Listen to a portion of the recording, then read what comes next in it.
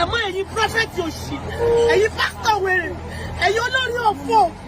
tá a lè gbẹ́kẹ̀lé yín ẹ̀yin àfijọ́yè àwòdì tá a lè gbẹ́dìyẹ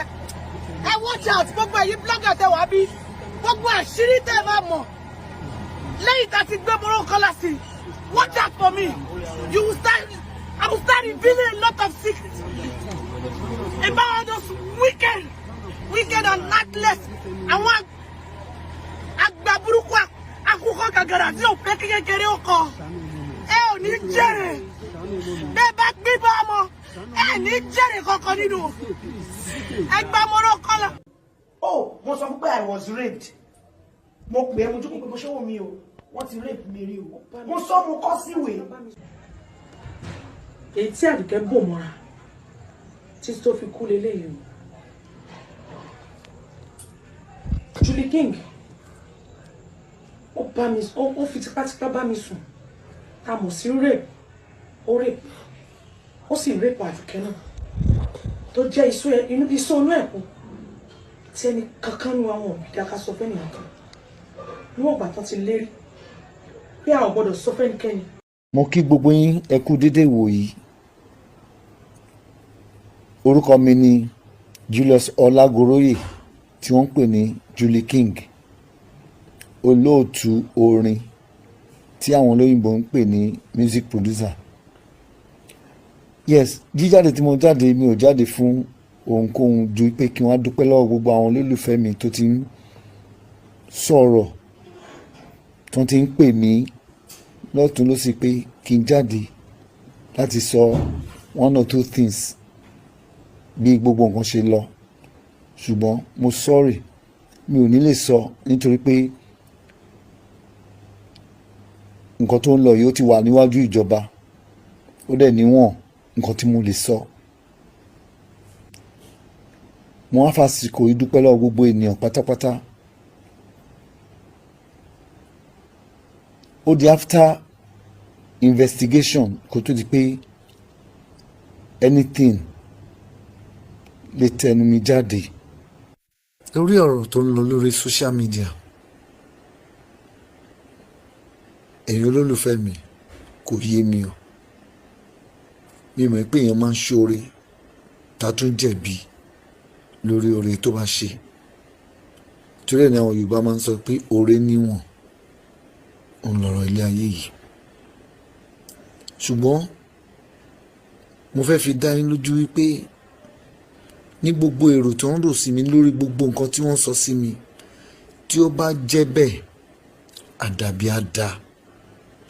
Léni àárọ̀ yìí mi ò tí jẹun mi ò tí mu omi mi ò tí fi ohunkóhun sínú mi àṣẹ tó bá tẹnu mi jáde bó dẹ̀ ṣe máa rí fẹ́nikẹ́ni fọ́rọ̀kọ́rọ̀ tí máa sọ fún àṣẹkáṣẹ tí máa pa ní wákàtí yìí tó bá jẹ́ pé n bá mọ̀ nípa gbogbo ẹ̀sùn tó fi kàn mí kí Ọlọ́run Olódùmarè kó ṣe mí ní ṣìbáṣìbò bí n bá mọ ohunkóhun nípa nǹkan tí wọ́n sọ kọ́lọ́run kó dá mi ní ẹjọ́ gbogbo nǹkan tí bá ń dáwọ́lé kó má ṣe yọrí sí rí ọmọ tí mo bí kí wọ́n parẹ́ ọmọ tí wọ́n bí kí wọ́n má rí kọ́ má ṣoríire tó bá yẹ pé lóòótọ́ mo ṣe nǹkan yìí ṣùgbọ́n tí ò bá jẹ́ pé mo ṣe é gbogbo ìbànújẹ́ ayé yìí kó lọ bá gbogbo ẹni tó ń ro ibi mọ́ mi tí mi ò bá ṣe orí ilẹ̀ mo wà yìí gbogbo àdánù gbogbo ègún ayérayé kó jẹ́ tẹnikẹ́ni tó bá ro ibi mọ́ mi tí n bá ṣe gbogbo ẹ̀sùn tó ń fi kàn mí gbogbo ire Ọlọ́run yóò máa jẹ́ ti tèmi yóò máa jẹ́ tàwọn ọmọ mi yóò máa jẹ́ tàwọn ẹbí mi ìbànújẹ́ ayérayé ègún ayérayé ni yóò jẹ́ tàwọn elérò búburú sí mi gbogbo irọ́ tó ń pamọ́ mi tó bá jẹ́ pé kò rí bẹ́ẹ̀ gbogbo àwọn tó ro ibi mọ́ mi gbogbo àwọn tó ń sọ ìbànújẹ́ ọkàn sí mi gbogbo àwọn tó ń ro tèmi níbi ègún ayérayé kó bá ọmọ wọn, ìran ọmọ ọmọ wọn, ìran wọn